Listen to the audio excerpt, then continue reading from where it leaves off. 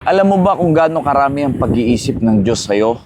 Mas marami pa yan kaysa sa buhangin dito sa dagat. How precious also are thy thoughts unto me, O God, how great is the sum of them. If I should count them, they are more in number than the sand.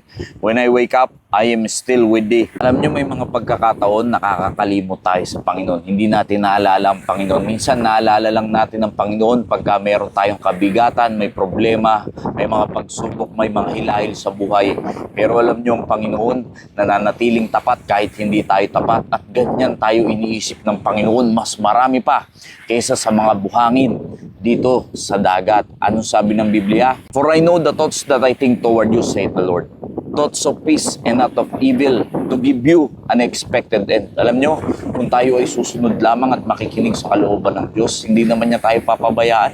Ang gusto ng Panginoon sa atin, magkaroon tayo ng maayos na wakas.